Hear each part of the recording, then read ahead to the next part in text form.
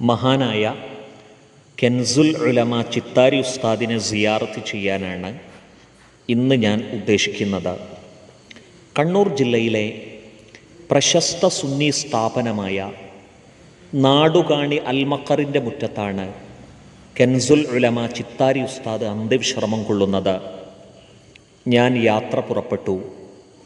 തളിപ്പറമ്പ് ടൗണിൽ നിന്നും 10 കിലോമീറ്ററാണ് അൽമഖർ മെയിൻ ക്യാമ്പസിലേക്കുള്ളത്.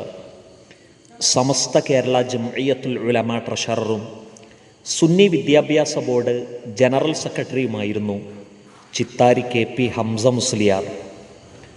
റഈസുൽ മുഹഖഖീൻ കണ്ണിയത്ത് ഉസ്താദിൻ്റെ അരുമ ശിഷ്യനായ ചിത്താരി ഉസ്താദ് അസാമാന്യ സംഘടനാ പാടവവും നേതൃഗുണവുമുള്ളവരായിരുന്നു. ഞാൻ അൽമഖറിൻ്റെ പരിസരത്തെത്തി. ചിത്താരി ഉസ്താദിൻ്റെ കൗശലത്തിലും കൂർമ്മബുദ്ധിയിലും വളരുകയും പ്രശോഭിച്ചു കൊണ്ടിരിക്കുകയും ചെയ്യുന്ന സ്ഥാപനം. ഇവിടെ പള്ളിയുടെ ചാരത്താണ് ചിത്താരി ഉസ്താദിൻ്റെ ഖബറുള്ളത്.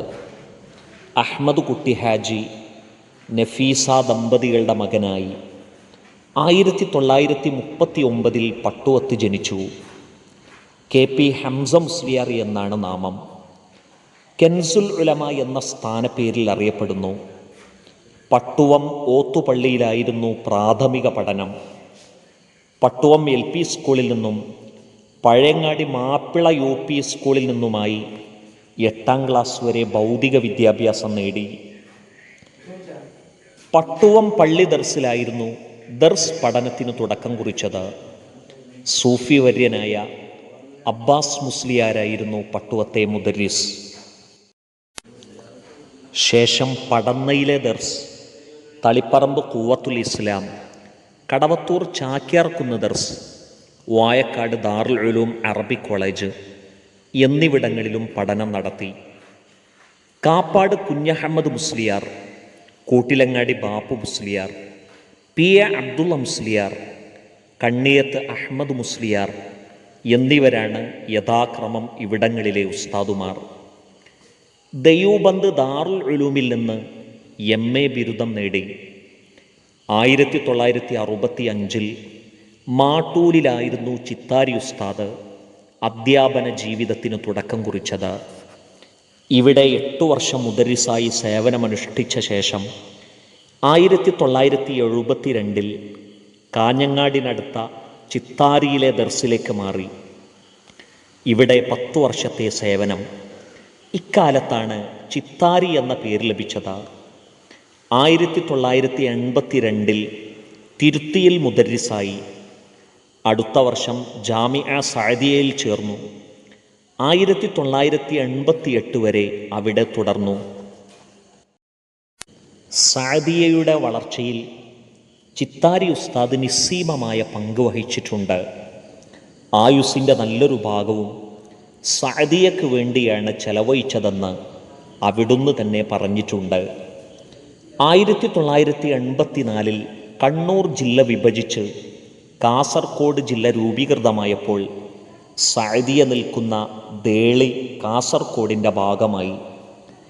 തുടർന്ന് എല്ലാ ജില്ലകളിലും സുന്നത്ത് ജമാഅത്തിന് സ്ഥാപനം വേണമെന്ന നേതൃത്വത്തിൻ്റെ തീരുമാനപ്രകാരം കണ്ണൂർ ജില്ലയിൽ ഒരു സ്ഥാപനം തുടങ്ങാൻ ശ്രമങ്ങൾ ആരംഭിച്ചു.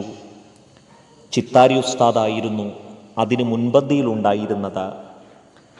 അങ്ങനെ 1989 അൽമഖർ സ്ഥാപിതമായി.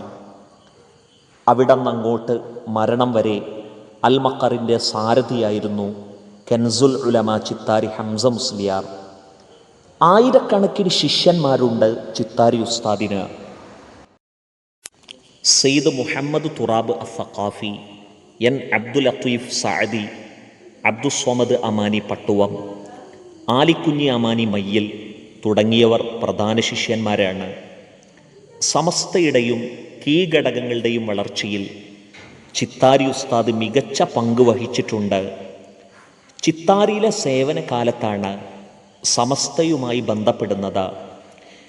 1972 സമസ്ത അവിഭക്ത കണ്ണൂർ ജില്ലയുടെ പ്രഥമ മുഷാവറയിൽ ജോയിൻറ്റ് സെക്രട്ടറിയായി നേതൃരംഗത്തെത്തി.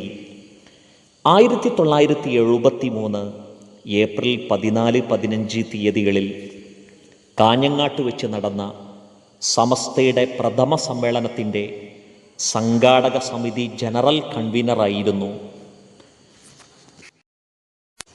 കണ്ണൂർ, കാസർഗോഡ് ജില്ലകളായി 1984 കണ്ണൂർ വിഭജിക്കപ്പെട്ടപ്പോൾ കണ്ണൂർ ജില്ലാ മുഷാവറയുടെ പ്രഥമ ജനറൽ സെക്രട്ടറിയായി, തുടർന്ന് സമസ്ത കേന്ദ്ര മുഷാവറയിലുമെത്തി.